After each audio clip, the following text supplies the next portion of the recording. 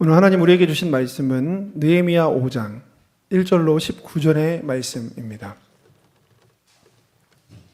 구약성경 732페이지를 찾으시기 바랍니다. 느헤미야 5장 1절로 19절의 말씀입니다. 본문의 말씀을 저와 성도님들께서 한 목소리로 합독하시겠습니다. 그때에 백성들이 그들의 아내와 함께 크게 부르짖어 그들의 형제인 유다 사람들을 원망하는데 어떤 사람들은 말하기를 우리와 우리 자녀가 많으니 양식을 얻어먹고 살아야 하겠다 하고, 어떤 사람은 말하기를 우리가 밭과 포도원과 집이라도 저당 잡히고 이 흉년의 곡식을 얻자 하고, 어떤 사람들은 말하기를 우리는 밭과 포도원으로 돈을 빚내서 왕에게 세금을 바쳤도다. 우리 육체도 우리 형제의 육체와 같고 우리 자녀도 그들의 자녀와 같거늘 이제 우리 자녀를 종으로 파는도다.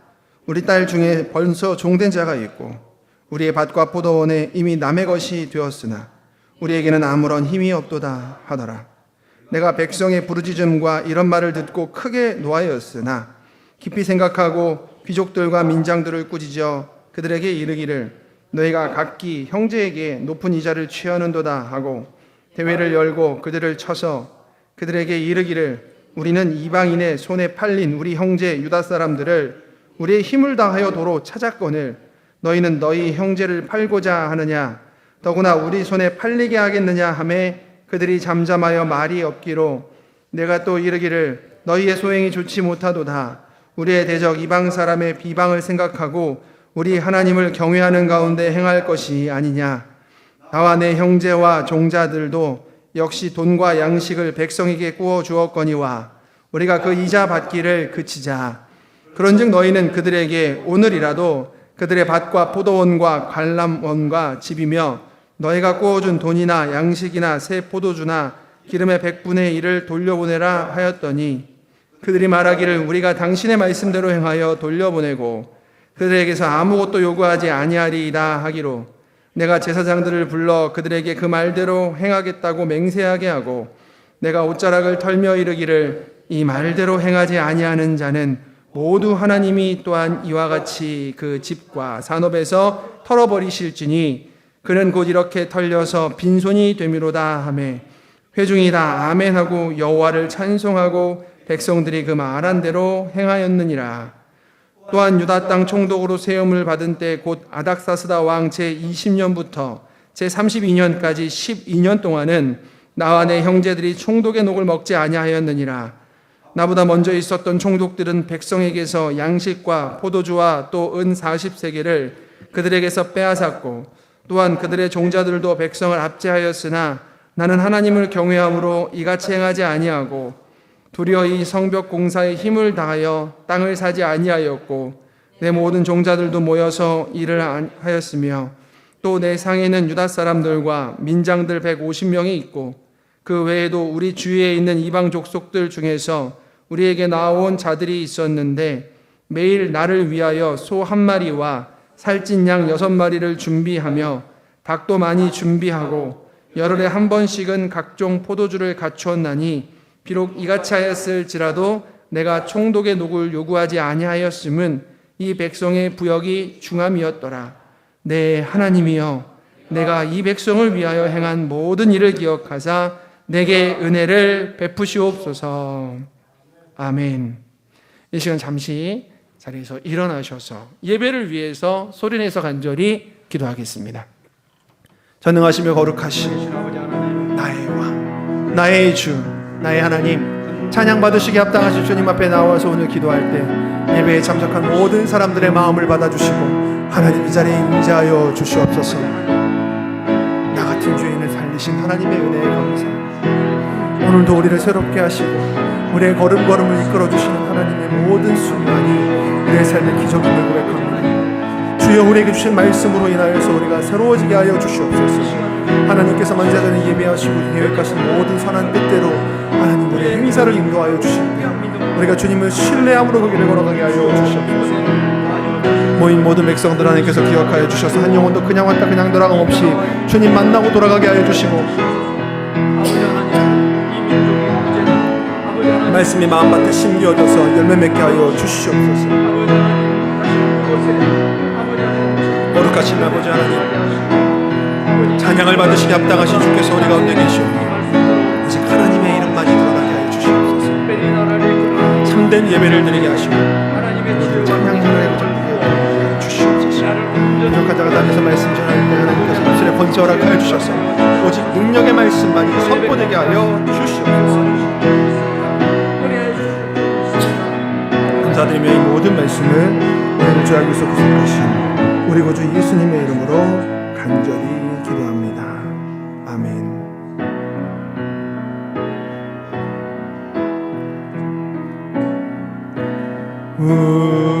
우리에게 향하신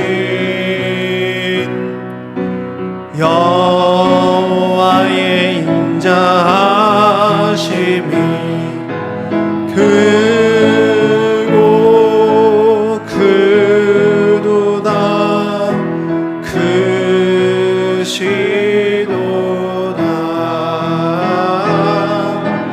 크고 크도다 크시도다.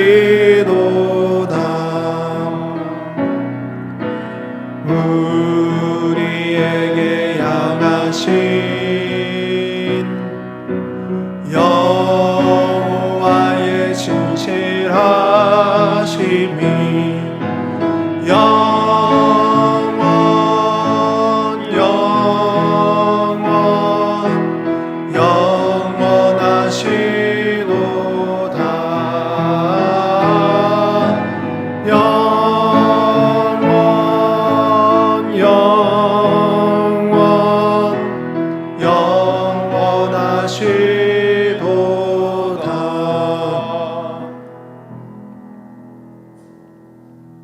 스스로 계신 아버지 하나님, 하나님의 사랑과 은혜에 감사하며 임재하신 하나님 앞에 우리가 오늘도 나아가 마음과 뜻과 정성과 목숨을 다하여 하나님을 만나고 감탄하고 경탄하며 경의를 돌리며 예배하기를 소망합니다.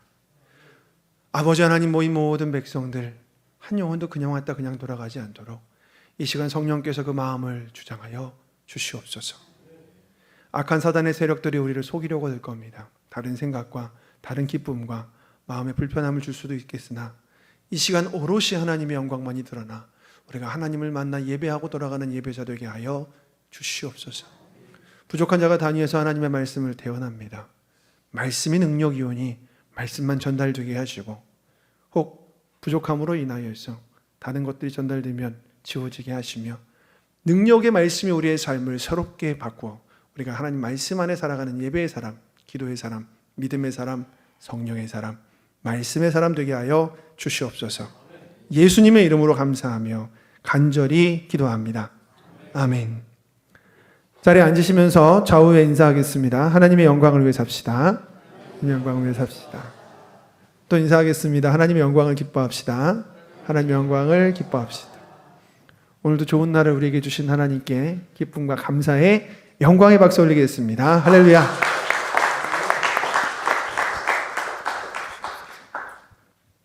오늘 우리가 읽었던 본문 말씀은요, 사실 제가 약간 율동을 준비했는데 귀엽지는 않습니다. 이렇게 설명이 됩니다. 당신을 위하여, 당신을 위하여. 오늘 본문 말씀으로 당신을 위하여 이와 같은 제목으로 말씀해 드리겠습니다. 아마 부제를 정한다면 교회라고 할 수도 있을 것 같습니다. 우리의 공동체는 세상의 공동체랑은 다른 교회입니다. 교회 안에 여러 가지 일들과 혹은 문제와 고난의 일들이 생길 때 우리가 무엇을 기준으로 일을 해결하고 처리해야 하는지, 혹은 나라고 하는 개인의 교회가 어떠한 일을 만났을 때 우리가 어떠한 기준을 가지고 살아가야 하는지를 오늘 본문의 느헤미야는 우리에게 말하는 것 같습니다. 제가 초등학교 4학년 때 처음 목회자를 꿈꿨습니다. 좀 이른 편이죠. 걱정이 많으셨던 저희 어머니는 저에게 매일 아침 학교에 갈 때마다 요만한 쪽지에다가 오늘 암송해야 될 구절이라면서 암송 구절을 계속 주셨습니다. 여러분, 어릴 때 말씀을 암송하는 게 좋은 게요, 꽤 오래 가더라고요.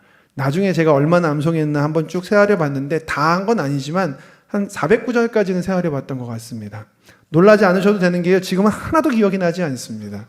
한 20구절 기억나나? 잘 모르겠습니다. 그런데 그 당시에 제가 그 말씀이 기도할 때나 삶을 살아갈 때 되게 중요한 순간순간마다 성령께서 제 안에 조망하는 방향타가 되게 해주셨습니다. 근데 가끔은요, 어떤 말씀들이 이해가 잘 안 되는 겁니다. 어렵다는 뜻이 아니라 마음에 와닿지가 않는 겁니다. 그런 말씀 중에 하나가 바로 이 말씀이었습니다. 여러분들도 아실 텐데요. 히브리서 10장 24, 25절 말씀입니다.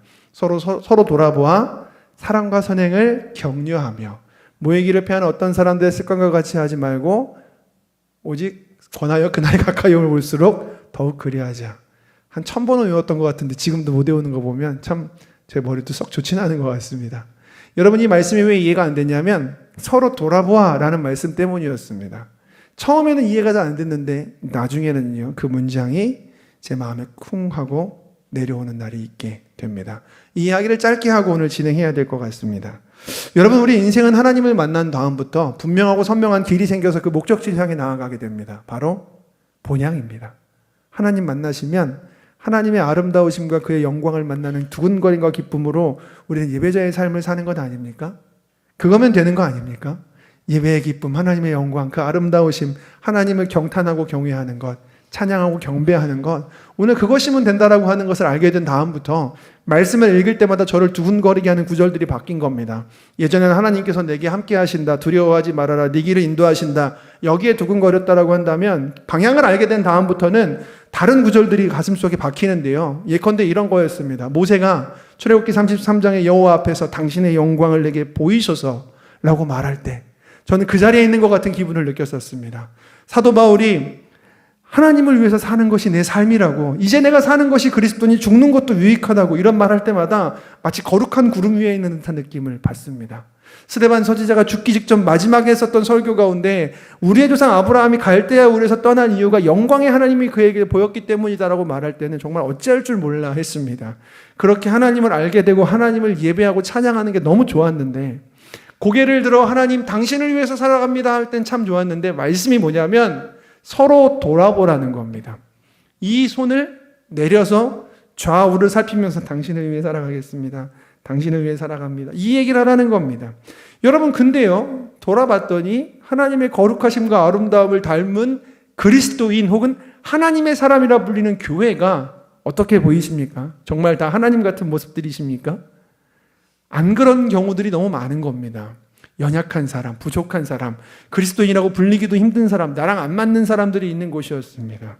여러분, 그래서요, 가끔은 그런 사람들 제외하고 그냥 나 혼자, 내가 교회니까, 성령님이 내 안에 계시니까 하나님과 내가 만나고 하나님을 나 혼자 열심히 알고 혼자 열심히 예배 생활하면 되는 거 아닌가 하는 생각을 했던 적도 있습니다.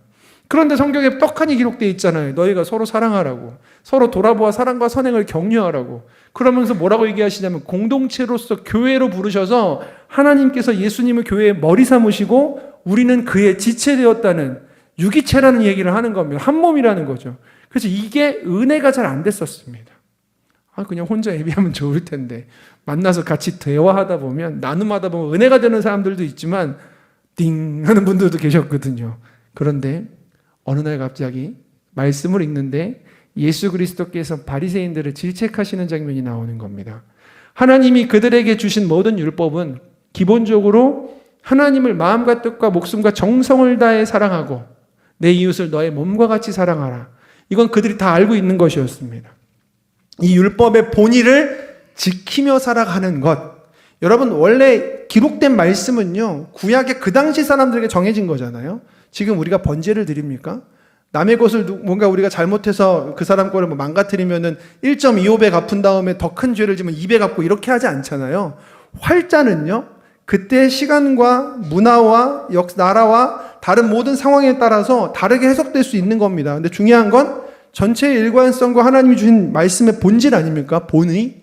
그래서 예수님 당시가 되었을 때에 안식일을 지키는 규정을 가지고서 서로 정죄하고 있는 그들에게 말씀의 본의는 하나님과 이웃을 사랑하는 것인데, 너희는 이웃 사랑하지 않고 말씀만 가지고 서로 정죄하며 의식적인 예배만 드리니까 외식하는 자다라고 그들을 호되게 혼내셨습니다. 그 말씀 들으면서 얼마나 속이 시원하든지요. 그런데 거울을 보니까 거기에 외식하는 놈 한 놈이 있는 겁니다. 어쭈? 지난주에 교회 갔다가 진짜 저 사람만 없으면 교회가 부흥하겠는데 이랬던 사람이 알고 보니 누구보다 죄인이어서 하나님 앞에 설 수 없는 연약한 자가 하나님의 은혜로 말미암아 이제 구원받아 감사하며 그 영광 가운데로 초대받은 사람이 있는 겁니다. 그 입에서 다른 사람을 정죄할 그 어떤 권한도 없는 사람이 하나님이 사랑하는 다른 자녀들에 대해서 손가락질하고 있는 사람이 있었던 것입니다. 여러분 그걸 깨닫고 청년 모임을 갔는데요. 청년일 때거든요. 세상이 달라 보이는 겁니다. 걔네들이 참 별로였는데 이제 보니까 다 하나님이 너무 사랑하시고 너무 예쁜 애들이고 오히려 그 자리에 어울리지 않는 죄인은 저였습니다. 그때 자동적으로 나온 고백이 내가 죄인 중에 괴수구나 였습니다. 여러분 생각해 보니까요. 사도 바울이 했었던 내가 죄인 중에 괴수노라 이거는 자기가 예수 그리스도 믿는 사람들을 잡아다 죽이던 믿지 않던 시기에 자기를 회상하는 말이 아니었습니다. 바로 오늘을 살고 있는 나의 곤고하고 연약한 삶을 하나님 앞에 고백하는 기도였던 겁니다. 바로 그 기도를 하고 난 다음부터 하나님께서 우리에게 주신 이 말씀이 너무 다르게 들리는 겁니다. 서로 돌아보아 사랑과 선행을 격려하며 모이기를 패하는 어떤 사람들은 습관과 같이 하지 말고 더욱 권하여 그날에 가까이 올수록 그리하라. 오늘 이 말씀이 교회 가운데 우리 가운데 있기를 소망합니다. 어떠한 문제가 발생했을 때 우리가 무엇을 기준으로 해서 그 문제를 해결해야 될까요? 오늘 그 사실을, 오늘 그 진리를 본문에 등장하고 있는 느헤미야도 우리에게 알려줍니다. 여러분 지금까지 우리가 느헤미야 4장까지를 읽었습니다. 여기까지 읽었을 때 소회가 어떠십니까? 감상이 어떠십니까? 이제 느헤미야가 사람들을 잘 연합시키고 믿음 안에서 그들을 잘 설득하고 어려움과 고난이 외부에서 찾아올 때는 좋은 길을 제시하고 함께 기도하고 모여서 힘을 내어서 성벽이 거의 다 재건되기 직전입니다. 현재 예루살렘의 분위기는 더없이 좋았던 걸로 보입니다. 흥분과 기대의 장소였습니다. 외부의 적은 오히려 그들의 내부에 끈끈하게 다져질 수 있는 계기가 되었었습니다. 여러분 지도자 입장에서는 자랑스러웠을 것 같지 않습니까? 그래 이거지. 제대로 가고 있구나. 하나님의 뜻을 따르면 이거지라고 생각할 겁니다. 지금 그들은요 한 손엔 무기를 들고 한 손엔 열정을 가지고 해가 뜨는 순간부터 일을 하고요 별이 뜰 때까지 일했습니다. 이 교대로 다른 사람들은 또 밖에 나아가서 또 파수를 보곤 했었습니다. 여러분 그런데 우리가 아시다시피 옛날 이야기는 보통 마지막에 어떻게 끝납니까? 그렇게 그들이 성벽을 짓고 하나님과 서로 간에 사랑하며 행복하게 잘 살았더라. 현실은 달랐습니다. 겉보기에는 정말 훌륭하게 이것이 이루어지고 있는 줄 알았는데 내부의 문제가 점점 커지고 있었습니다. 여러분 교회 안에 내부의 문제가 있을 수 있습니다. 우리가 왜 죄인이겠습니까? 하나님께서 죄인을 부르시기 때문입니다. 여러분 왜 교회 안에 이상한 일이 생기고 교회 다니는 그리스도인들인데 문제가 있느냐 누가 그렇게 지적을 한다면 맞다고 고개를 수긍하시기 바랍니다. 바로 내가 죄인이라고. 예수님께서도요 병든 자에게는 의원이 쓸데없다고 하시면서 내가 죄인을 부르러 왔다고 하셨습니다. 그 안에서 점점점 달라져가는 것이 교회이지 완전한 사람들이 모여있는 곳이 교회가 아닙니다. 예루살렘 성은 겉에서 볼 때에는 이제는 희망차 보이고 문제없어 보이고 그들이 원하고자 하는 그 성벽 재건의 그 피력이 거의 끝나가는 와중에 내부의 문제가 터져나오기 시작합니다. 느헤미야 5장 1절 2절 말씀 같이 한번 읽어보겠습니다. 그때의 백성들이 그들의 아내와 함께 크게 부르짖어 그들의 형제인 유다 사람들을 원망하는데 어떤 사람은 말하기를 우리와 우리 자녀가 많으니 양식을 얻어먹고 살아야 하겠다 하고. 자, 이제 문제가 뭐였냐면 그 내부 안에서 보통 사람들이나 가난한 사람들과 돈 많은 사람들 사이에 큰 충돌이 있게 된 것이었습니다. 느헤미야는 전체를 담당하는 사람으로서 도대체 이 문제를 어떻게 해결해 나갈까요? 본문을 보니까 이렇게 이야기를 합니다. 그들의 형제인 유다 사람들을 원망했다라고 말입니다. 이 내용들을 쭉 읽어보시면 원망한 이유가 있습니다. 고리대금업이 횡행했던 겁니다. 율법에 의하면 형제들, 동족끼리는 고리를 취하면 안 됩니다. 정해져 있는 이자 이상을 받으면 안 되는데 이것은 이방인들의 풍습이었거든요. 근데 그 당시에 성벽이 없어서 그냥 무주공산이었던 예루살렘에 이방인들이 들어와 살거나 교류했었기 때문에 그들의 영향을 받아서 이들도 고리를 취했던 것입니다. 여러분 그 당시에 팔레스타인의 고리가 어느 정도였냐면 돈을 빌려줬을 경우에는 33%의 연리를 받았고요. 음식을 빌려줬을 경우에는 50%의 연리를 받았습니다. 꽤 높은 것 아닙니까? 그러니까 참 먹고 살기 힘들었을 겁니다. 본문을 보니까 그들이 그들의 아내와 함께 부르짖었다. 혹은 딸린 식구가 많아서 끼니를 걱정했다라고 이야기하고 있습니다.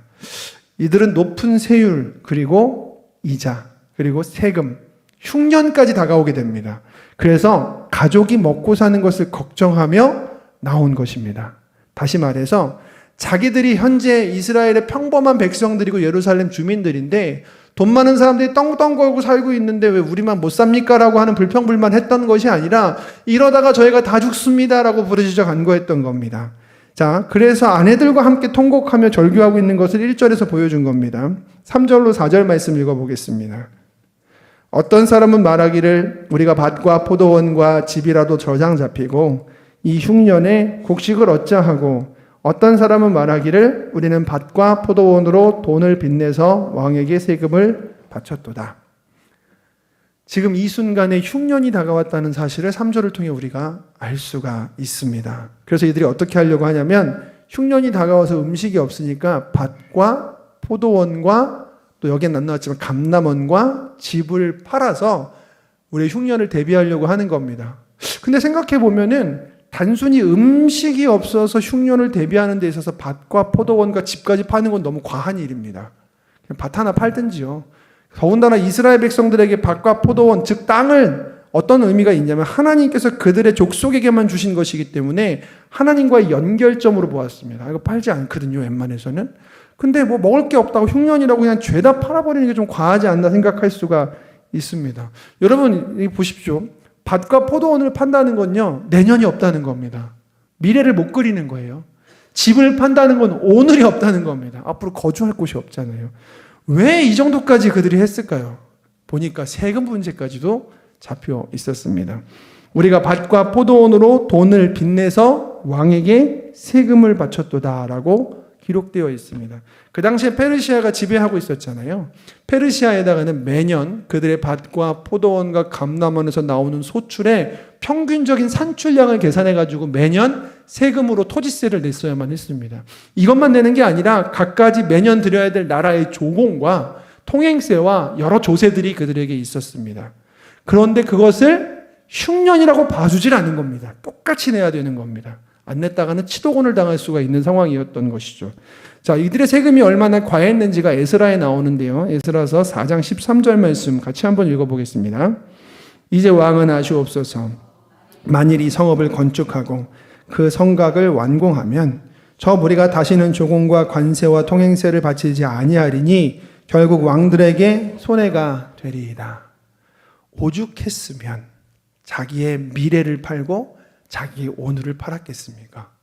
참 이들은 아버지들의 이 목소리가 외치는, 아내와 함께 외치는 절규가 피눈물 맺힌 절규였을 것입니다.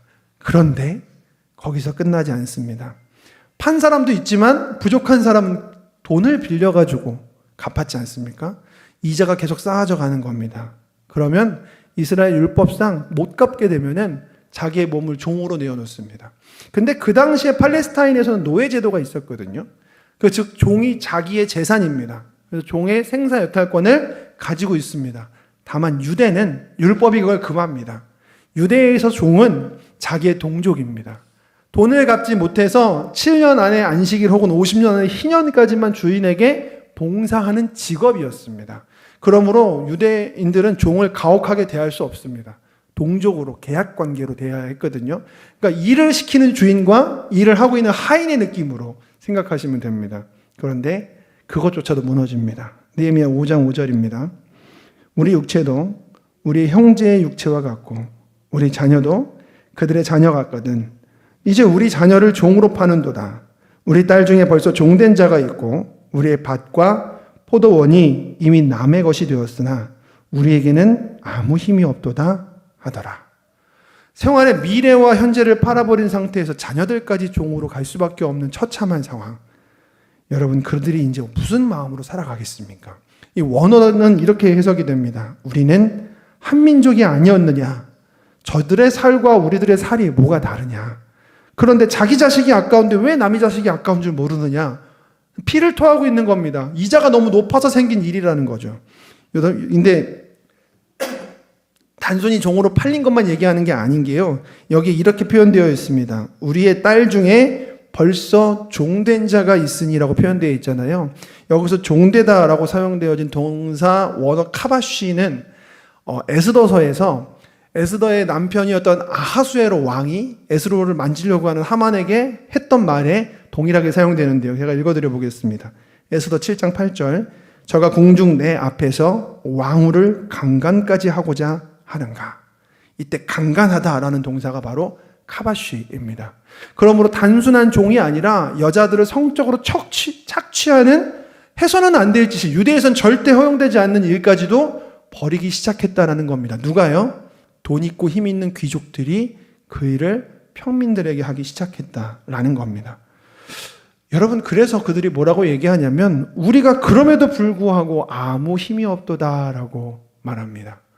겉보기에 예루살렘은 완벽하게 성벽이 지어져가 보였습니다. 외부의 대적의 문제로부터도 그 문제를 느헤미야가 잘 해결했습니다. 좋은 것만 보면 좋겠습니다. 좋은 소식만 들리면 좋겠습니다. 그런데 아예 이 유대 전체를 반으로 쪼개버릴 내부의 문제가 드러나기 시작한 것입니다. 느헤미야 5장 6절 말씀 같이 읽어보겠습니다.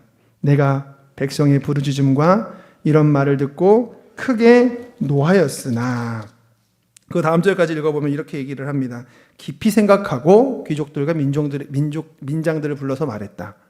처음 듣자마자 느헤미야가 크게 노하게 됩니다. 이 내용 전체의 문맥을 읽어보면 노한 방향이 두 가지입니다. 첫 번째는 그 자리에서 말하고 있는 그 사람들이 진짜 너무 심각한 내용을 가지고 오는 건데 지금이 성벽 건축이 눈앞에 보이는 시기거든요. 굳이 이 타이밍에 가져오는 이유가 뭘까? 저게 진실일까? 혹시 일하기 싫어서 온 것은 아닐까라고 생각할 수 있는 타이밍입니다. 사실 전체를 관리하는 관리자 입장에서는요, 여러분 이 예루살렘 성벽 건축이 뭐 반년, 1년 걸린 게 아니라 52일 걸렸거든요. 이제 끝이 보이는 상황입니다. 여러분들이라면 어떻게 하시겠습니까? 여러분들이 이 예루살렘의 지도자입니다. 그리고 그들이 고발하는 사람이 누구냐면 지금까지 이 성벽을 건축하고 외부의 침입에서부터 그들을 막아내는 데 있어서 느헤미야의 동료로서 든든한 어깨가 되어주던 사람들입니다. 그 사람들에게 고발이 들어온 거거든요. 52일 만에 완공된 성벽 거의 다 끝나갑니다. 여러분, 만약 우리가 이 성벽 건축을 완료하는 걸 목적으로 하는 거라면 아마도 이렇게 할 겁니다. 일단 알겠다고, 내가 찾아볼 테니까 돌아가라고 해놓고 계속해서 성벽을 건축하는 겁니다. 이거부터 끝내고자 하는 거죠. 마치 교회를 건축하는 데 있어서 무리해서 계속해서 성도님들에게 더 가져오십시오. 저희 너무 힘든데, 아닙니다. 지금 교회 건축이 먼저입니다. 하나님을 위해서입니다. 이렇게 하는 것처럼 할 수도 있는데, 사실 여러분 그게 진짜 성도들을 위한 겁니까? 여러분 이 전체를 끝까지 읽어보시면 아시겠지만 느헤미야의 마음속에는 항상 중요한 목적이 있습니다. 하나님의 이름을 두려고 택한 곳 예루살렘을 회복하는 것이 내 목적이다. 하나님을 위하여, 당신을 위하여. 근데 그것을 위해서 어떤 방법을 택합니까? 성벽이 건축돼가지고 이름이 막 드러나는 게 아닙니다. 성벽 건축을 통하여 하나님의 백성이 다시 하나된 회복된 백성이 되는 것을 그는 꿈꾸고 있습니다. 저들을 위해서, 당신을 위해서였습니다. 그러므로 지금 이 순간 느헤미야가요, 조금만 더 무리까지도 아니죠. 조금만 더 그냥 진행하면, 하던 거 마무리하고 합시다라고 한다면 일이 다 끝나고 나서 처리할 수도 있습니다. 조금 더 과하게 얘기해 볼까요? 평상시에 자기랑 같이 일하기 편한 사람이 누구겠습니까? 백성들이 아닙니다. 힘 있는 민장들입니다. 귀족들입니다. 그들 측면에서 생각해가지고 적절하게 해결할 수도 있는 겁니다. 그런데 느헤미야는 어떻게 합니까? 그의 두 번째 분노의 방향은 바로 이것이 진실이라고 한다면 내가 가만히 있을 수 없다라고 생각해서 분노하는 겁니다. 자, 오늘 본문 말씀을 보니까 이렇게 합니다. 제가 읽어드리겠습니다. 죄송합니다. 네. 그는 사람들에게 일단 심사숙고를 합니다. 들은 다음에 도대체 이것이 어떻게 된 것인가 라고 생각을 합니다. 무엇을 먼저 해야 되는가 라고 생각을 합니다. 그래서 귀족들과 민장들을 비공식적인 자리에 부르게 됩니다. 여러분 생각을 한번 해보면 지금 이 일이 공식적으로 문제가 된 이유가 뭘까요? 만약에 이 총독이라는 사람이 평상시에 귀족들이랑 한 통석이었으면 이 사람들이 그 문제 안 가지고 왔을 겁니다. 예루살렘 성벽을 건축하는 과정 속에서 이 문제가 드러날 수 있었던 이유는 느헤미야의 리더십 때문이었습니다. 항상 그 사람들의 이야기를 들어주고 그들에게 필요한 것들을 결정해서 조금 더 올바른 방향으로 나아가고자 하는 그의 평상시의 삶과 행동들이요, 이 백성들이 용기 내어서 그들의 총독인 느헤미야에게 자기들의 귀족들을 고발할 수 있는 용기를 갖게 해준 것이었습니다. 여러분, 그래서 결국은 이 얘기는 뭐냐면, 교회 안에서 큰 일을 할 때 내부적인 문제가 생기면 오히려 하나님께서는 그것을 통해서 우리를 깨끗게 하시기를 원하시는 겁니다. 왜 땅에서 우물을 팔 때 땅을 열심히 파면 흙탕물부터 나오잖아요. 연단하려고 도가니를 일단 데워야지, 뜨겁게 데워야지 연단이 되지 않습니까? 그래서 느헤미야에게 이것이 또한 그의 기회가 됩니다. 그는 깊게 생각합니다. 본문을 보니까 그가 깊이 생각하고 귀족들과 민장들을 꾸짖어 그들에게 이르기를 이라고 기록하고 있습니다. 귀족과 민장들을요, 개인적인 자리로 비공개적으로 부릅니다. 그리고 그들을 꾸짖는데요, 여기서 꾸짖다라고 쓰여진 이 히브리어 원어가 송사하다 혹은 변론하다, 소송하다라는 뜻입니다. 그러니까 그냥 개인적인 감정을 가지고 너희들 왜 그랬어? 라고 화를 내거나 에이 그냥 좋게 하지 왜 그랬어가 아니라 진짜 그 잘못을 했는지 안 했는지 낱낱이 법률적으로 다 조사해서 시시비비를 가려본 겁니다. 그랬더니 드러나는 거죠. 개인적인 자리에서 말입니다. 그렇게 해서 그들의 개인적인 자리에서 하나하나 문제가 있음을 지적을 합니다. 그러면 안 된다는 것도 그들이 알게 됩니다. 여러분, 이 귀족들이요, 느헤미야의 말에 순종할 수 있었던 이유는 평상시에 느헤미야가 보여준 행동들 때문에 그를 진정한 리더로 받아들였기 때문에 가능했습니다. 그리고 지금 백성들 앞에서 이 문제를 바로 공개할 수도 있는 건데, 일단 불러서 자기들끼리 개인적인 관계 안에서 비공개적으로 이 문제를 먼저 드러냈던 것은 이제 사람들 앞에서 드러내기 전에 무슨 말을 해야 될지와 미리 마음의 준비를 할 수 있는 프라이버시까지 인정해 준 걸로 볼 수가 있을 것입니다. 여러분, 제가 이렇게 추측하는 이유는요, 마지막에 느헤미야가 했던 말 때문입니다. 여러분, 느헤미야의 마음 가운데 지금 매우 선명한 기준이 한 가지가 있습니다. 그게 뭐냐면, 이렇게 해서 우리가 공사를 완료해야지만 된다가 아니라 하나님을 위해서, 당신을 위해서 우리가 어떻게 해야 합니까? 항상 그 생각을 하고 살아갑니다. 그리고 여러분, 하나님의 영광을 위해서 이 백성이 하나가 되어야 되기 때문에 지금 민장들과 귀족 그리고 백성들 사이에 생겨난 이 감정의 골을 그대로 그냥 이원화해버려가지고 이들과 일하든 아니면 이들과 일하는 것이 아니라 이것이 하나로 봉합되지 않으면 하나된 백성이 될 수 없는 것 아닙니까? 그래서 그는 당신들을 위하여 최선의 방식을 고민하고 일을 했던 겁니다. 그렇게 해서 그들의 죄를 일일이 다 꼬집은 후에 이제 대회를 엽니다. 이게 마지막 방법이었습니다. 여기서 대회라고 사용되어진 원어 카할은 신약으로 바꿔 말하면 에클레시아, 교회입니다. 앞으로 함께 살아갈 모든 공동체의 구성원 남자 여자 할 거 없이 다 모인 자리에서 이제 지금까지 자기와 함께 일을 도와줬었던 동료인 귀족과 민장들을 그 잘못을 꾸짖고 경고해야 하는 일을 한 것입니다. 여러분, 그는 자기의 인기를 유지하거나 사람들의 지지를 얻기 위해서 고민하지 않았습니다. 오로지 그 마음속에는 과연 어떻게 해야 하는가? 무엇이 하나님을 위한 일인가? 무엇이 저들을 위한 일인가? 이것을 고민할 뿐이었습니다. 자, 그 대회 앞에서 사람들에게 충분하게 이야기를 하며 그들을 꾸짖습니다. 근데 대답을 안 합니다. 쉽지는 않았겠죠. 그러니까 느헤미야가 하는 말이 이겁니다. 우리의 대적 이방 사람들의 비방을 생각할 일이 아니겠느냐.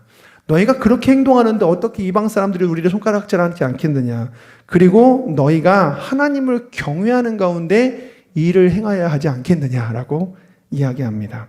그 다음부터 말하는 것이 이거죠. 이제부터 고리대금을 멈춰달라라고 부탁을 합니다. 원어가 부탁하는 겁니다. 정중하게. 여러분, 지금 느헤미야가요, 백성들 편에 있습니다.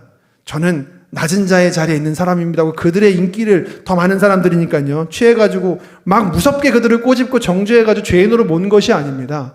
그 중간에서 어떻게 해서 하나된 이스라엘을 만드느냐를 고민하고 있는 겁니다. 부탁을 합니다. 고리대금을 멈춰주기를 정중하게 부탁합니다. 그 이후에 개선안을 명령하는데요, 밭과 포도원과 감람원과 집을 즉시 돌려주고, 또한 지금 먹고 살지 못하고 있는 그들을 위해서 취했던 돈과 양식과 포도주의 기름의 100분의 1을, 절반을 돌려주라는 것도 아닙니다. 100분의 1을 돌려줘서 먹고 살아갈 수 있게 해주라고 이제 귀족들과 민장들에게 이야기를 합니다. 여러분, 그렇게 하기로 그 사람들이 고개를 끄덕이게 됩니다. 느헤미야는 여러분, 드러난 문제를 쉬쉬하지 않았습니다. 자기가 일하기 편한 사람들이랑 일하기 위해서 기다리라고 하지도 않았습니다. 열심히 조금만 더 애쓰면은 이제 곧 성벽이 재건되기 직전인데 이 모든 공사를 멈추고 일단 눈앞에 드러난 이 문제를 해결하기 위해서 공평하게 처리합니다. 남들은 느헤미야가 부드러운 지도자, 타인의 말을 이해하며 섬기는 지도자라고 이야기할 것입니다. 그런데 오늘 본문을 보면 느헤미야는 필요한 순간에는 결단력 있게 공평하게 즉각적으로 대응하는 지도자임을 우리는 알 수가 있습니다. 자, 이제 느헤미야가 그렇게 해서 사람들 앞에서 약속하게 만듭니다. 제사장을 불러다가 너희가 돌려주기로 말을 했지만 말만으로 끝날 수 있는 거 아닙니까? 그래서 제사장들 앞에서 하나님께 맹세하게 하고 느헤미야가 자신의 옷자락을 털면서 만약 너희가 이 약속을 지키지 않으면 하나님께서 너희의 집과 산업을 이처럼 털어버리실 거다라고 끝맺음까지 해놓고서 이 대회가 끝나게 됩니다. 자, 이에 모든 회중이 아멘으로 여호와를 찬송했으며 끝까지 약속을 지켰다라고 본문은 기록하고 있습니다. 오늘 사실 이게 본문이 너무 많아가지고 예화가 없어요. 그래서 처음에는 걱정했습니다. 한 반은 주무시지 않을까? 말도 지금 평상시 1.5배로 막 하니까 이게 무슨 말이지? 하고 머릿속에서 딴 나라가 펼쳐지지 않을까? 제가 머릿속까지 들여다볼 수는 없지만 여러분들이 굉장히 말씀을 잘 듣고 계심을 보며 하나님께 영광을 돌립니다. 여러분, 그렇게 느헤미야가 이 기준을 가지고 일을 합니다. 하나님의 이름을 두려고 택한 곳입니다. 당신의 영광을 위해서 제가 어떻게 해야 합니까? 하나님이 사랑하는 이 백성, 당신을 위해서 제가 어떻게 해야 할까요? 누군가를 제외해두고 아니면 힘이 없는 사람이라고 뒤로 밀어서 나중에 일 처리하자고 하지 않고 그는 지금 하고 있는 이 중요한 사업, 성벽 재건 건축까지도 중단한 채로 이 모든 일을 해결합니다. 당신을 위해서, 그리고 당신을 위해서 말입니다. 혹시 우리 안에, 교회 안에 우리가 문제가 생길 때 우리는 어떻게 처리하며 나아가야 될까요? 여러분, 느헤미야가 했었던 말이 있습니다. 이 말은 14절 이후부터 등장하는데 이것은 12년 후에 그가 총독으로서 과거를 회상하며 한 말입니다. 제가 이거를 새번역 버전으로 한번 읽어드려 보겠습니다. 그리고 오늘 말씀을 맺겠습니다.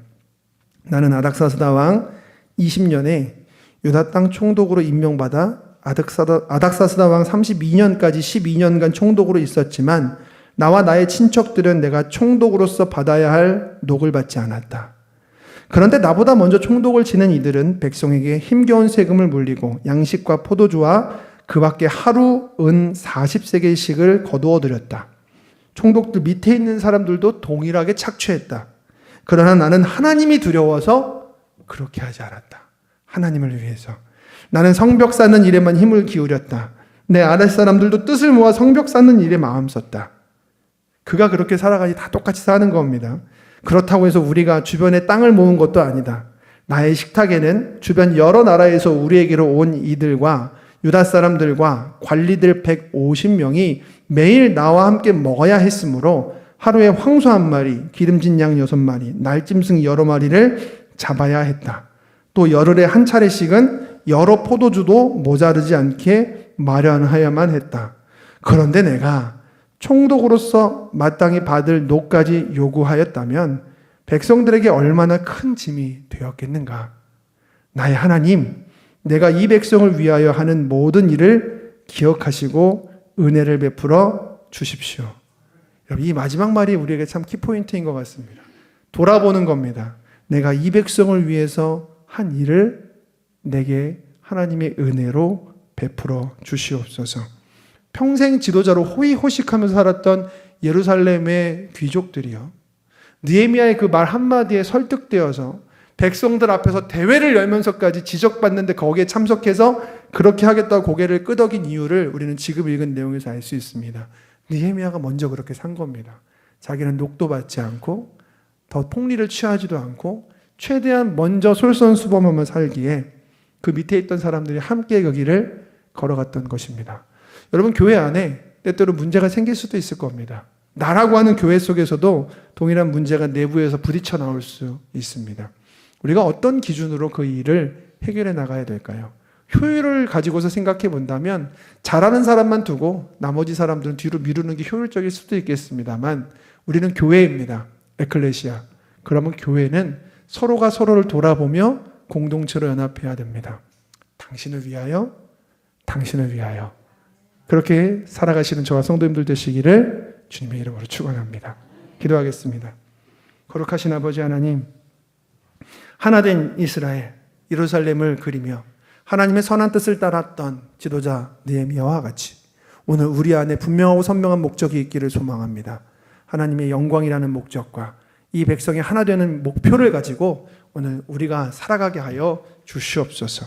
예수님의 이름으로 기도합니다. 아멘. 들으신 말씀